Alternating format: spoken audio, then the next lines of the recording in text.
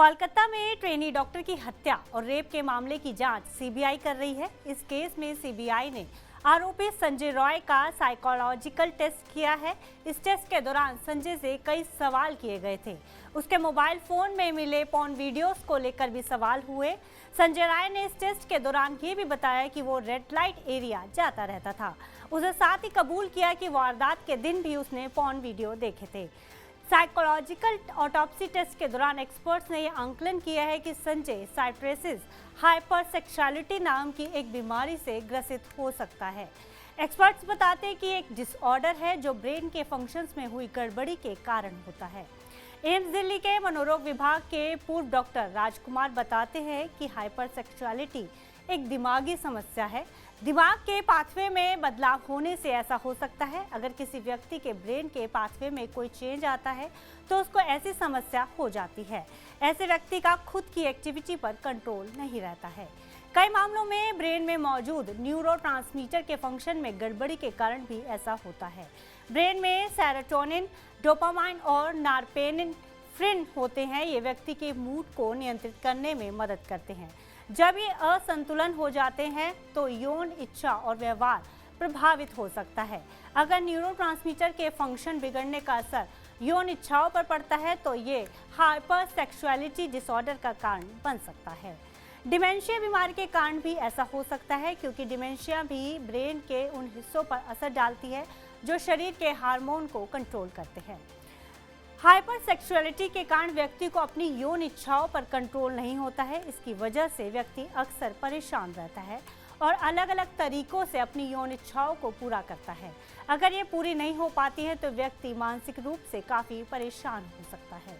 साथ ही डॉक्टर राजकुमार बताते हैं कि हाइपरसेक्सुअलिटी से ग्रसित व्यक्ति हस्तमैथुन पोर्न वीडियोस के जरिए भी अपनी यौन इच्छाओं को पूरा करता है।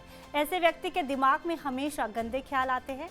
अगर किसी कारण उसकी यौन इच्छा पूरी नहीं हो पाती तो इसकी पूर्ति के लिए वह किसी भी हद तक जा सकता है। उस व्यक्ति को इस बात से कोई फर्क नहीं पड़ता कि उसका व्यवहार उसके जीवन, करियर, आसपास के लोगों को और उसके खुद के स्वास्थ्य को नुकसान पहुंचा सकता है। एक्सपर्ट्स बताते हैं कि हाइपरसेक्सुअलिटी डिसऑर्डर से पीड़ित कुछ इंसान हर दिन अपनी यौन इच्छा किसी न किसी तरीके से पूरा करना चाहते हैं।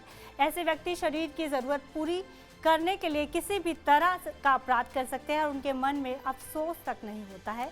यही मामला शायद संजय राय के साथ भी है। हाइपरसेक्सुअलिटी डिसऑर्डर के कारण ब्रेन कुछ अलग तरीके से काम करता है। इस कारण किसी अपराध को करने के दौरान या बाद में भी उसके बारे में व्यक्ति ज़्यादा सोचता नहीं है। अगर किसी कारण यौन इच्छा पूरी नहीं हो पाती है तो इस कारण व्यक्ति की मेंटल हेल्थ भी खराब होने लगती है और इससे वो डिप्रेशन का शिकार हो जाता है।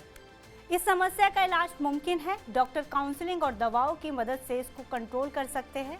हाइपरसेक्सुअलिटी डिसऑर्डर से बचाव भी कुछ हद तक हो सकता है। अगर किसी व्यक्ति में यौन इच्छा सामान्य से ज़्यादा है तो उसको इसके बारे में डॉक्टर से सलाह लेनी चाहिए। शुरू में समस्या की पहचान करने और उनका इलाज करने से समस्या को बदतर होने से रोका जा सकता है। इसके अलावा ये भी ज़रूरी है कि अगर शराब या अन्य किसी प्रकार के नशे की लत है तो उसे कंट्रोल किया जाए, क्योंकि ये चीज़ें ब्रेन में केमिकल इम्बैलेंस का कारण बनती है, जिससे ऐसे डिसऑर्डर होने का रिस्क ज़्यादा रहता है। साथ ही एक्सपर्ट ये भी बताते हैं कि ऐसी समस्या ब्रेन के फंक्शन में गड़बड़ी के कारण होती है।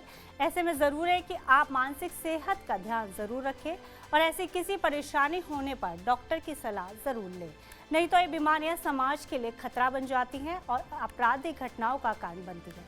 इतिहास में पहले भी साइको किलर या गैंगरेप के कई मामलों में आरोपियों में इस तरह के डिसऑर्डर मिलते रहे हैं। कई मामलों में बचपन से हुई परवरिश भी ऐसी समस्या का कारण बन जाती है। अधिकतर मामलों में व्यक्ति को ये पता ही नहीं चल पाता कि उसको ऐसी कोई समस्या है। यह आरोपी की जांच करने का एक मनोवैज्ञानिक तरीका होता है, साइकोलॉजिकल टेस्ट, जिसमें आरोपी के मानसिक व्यवहार का पता लगाया जाता है।